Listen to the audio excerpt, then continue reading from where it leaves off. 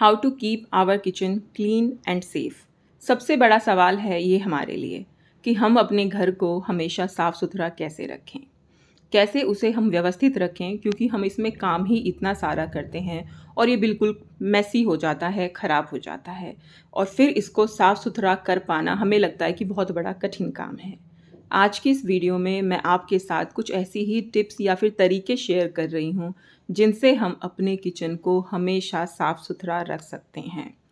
हम रसोई का इस्तेमाल दिन में कई बार करते हैं, कभी चाय बनाने के लिए, कभी नाश्ता बनाने के लिए, कभी खाना बनाने के लिए।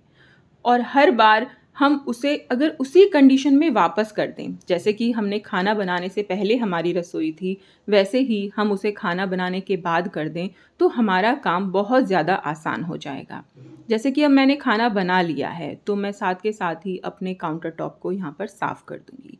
कई बार हम ऐसा भी करते हैं कि खाना बना लिया है और फिर हम खाने बैठ गए और बाद में साफ़ करने की सोचते हैं, तो उसमें ना बहुत ज़्यादा समय निकल जाता है, क्योंकि हम फिर खाना खा के थोड़ी देर आराम करना चाहते हैं, तो उसमें ना फिर वो किचन गंदा ही पड़ा रहता है, हमें आलस आने लगता है। तो कोशिश कीजिए कि साथ के साथ अपना किचन साफ़ कर दें। जो भी लेफ़्ट ओवर खाना बच जाता है, उसे किसी कंटेनर में करके आप उसको फ्रिज में रख दीजिए। मैंने इन 2 टिफ़िनों में वो बचा हुआ आटा और जो पिट्ठी बची थी, वो कर दी है और अब इनको मैं फ्रिज में रख दूँगी।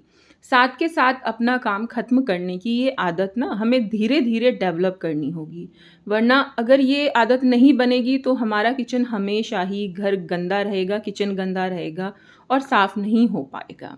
तो धीरे-धीरे अपनी हैबिट हमें डेवलप करनी है। अपने गैस स्टोव को भी हमेशा हमें साफ़ रखना है। जब भी खाना बनाएँ, जब भी आप इस पे कुछ भी काम कर रहे हैं, तभी इस पर एक वाइप कर दीजिए। देखिए, हमारे शास्त्रों में कहा जाता है कि अग्नि देवता के समान होती है और यहाँ पर हम खाना बनाते हैं तो इसको भी हमें हमेशा साफ़ करना चाहिए, साफ़ करके पोंछ कर रखना चाहिए। तो और बर्तनों को भी हमेशा साफ़ करके रखें। देखिए दोस्तों, मेरा पर्सनल ये मानना है कि अगर हम घर को साफ़-सुथरा रखना चाहते हैं, तो हमें कपड़ों को व्यवस्थित रखना ज़रूरी है। पूरे घर को अगर आप नीट एंड क्लीन रखना चाहते हैं और अगर आप किचन को साफ़-सुथरा रखना चाहते हैं, तो बर्तनों को उनकी जगह पर बार-बार रखते रहिए, उनको साफ़ करते रहिए जैसे ही उनका इस्तेमाल हो जाए।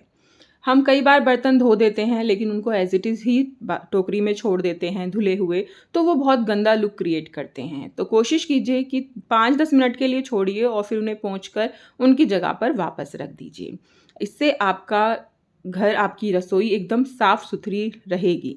यहाँ पर मैंने सारे बर्तनों को पोंछ दिया है और उनको अब उनकी जगह पर मैं रख दूँगी। हर एक बर्तनों की मैंने अलग-अलग जगह बनाई हुई है, ग्लासों की अलग, कटोरियों की अलग, प्लेटों की अलग और सभी को उनकी जगह पर मैं रख देती हूँ। अगर कई बार ऐसा होता है कि मैं भी नहीं रख रही हूँ, बच्चे रख रहे हैं, तो वो भी इसी तरीके से रखते हैं। यहाँ पर सिंक को भी हमें क्लीन रखना है, क्योंकि यहाँ पर सबसे ज़्यादा कीटाणु हो जाते हैं। जैसा कि सीज़न है, उसी के अकॉर्डिंग इसमें गंदगी हो जाती है, बैक्टीरिया इसमें पनप जाते हैं। तो हर बार जब भी आप इसमें बर्तन धो रहे हैं, तभी इसे आप क्लीन कर दीजिए, एक बार मांज दीजिए। इससे आपकी सिंक हमेशा चमचमाती रहेगी, साफ़-सुथरी रहेगी और जो टंकियाँ हैं ना, उनको भी ज़रूर एक बार वाइप कर दीजिए, जूने से साफ़ कर दीजिए। ये भी हमेशा साफ़ रहेंगी, क्योंकि बार-बार हमारे इनमें हाथ लगते रहते हैं और ये भी गंदी हो जाती हैं, क्योंकि हमारे हाथ भी गंदे रहते हैं। तो बस हमें इतना सा ध्यान रखना है कि जब भी हम बर्तन धो रहे हैं, तभी हमें अपनी सिंक को साफ़ कर देना है, उसे मांज देना है। यहाँ पे मैंने अपनी सिंक को भी मांज दिया है, टंकियों को भी साफ़ कर दिया है और बस अब इन्हें मैं पानी से धोकर कर दूँगी बिल्कुल साफ़ और ये मेरी सिंक एकदम साफ़ हो जाएगी, शाइनी हो जाएगी।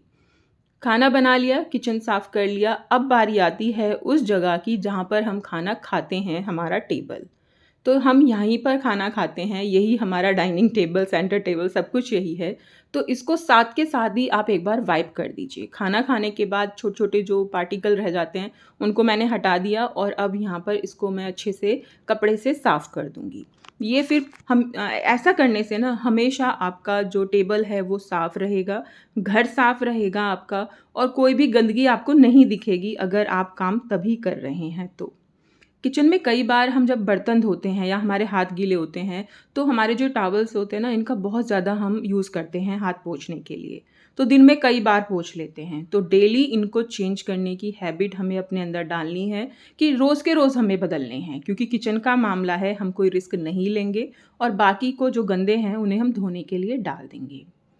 काउंटर टॉप पे क्या होता है कि हम बहुत सारा सामान डेकोरेशन के लिए रख देते हैं और मुझे ऐसा लगता है कि अगर हम ज़्यादा स्पेस अपने काउंटर टॉप को खाली रखें उसको, तो बहुत ज़्यादा बेहतर होगा।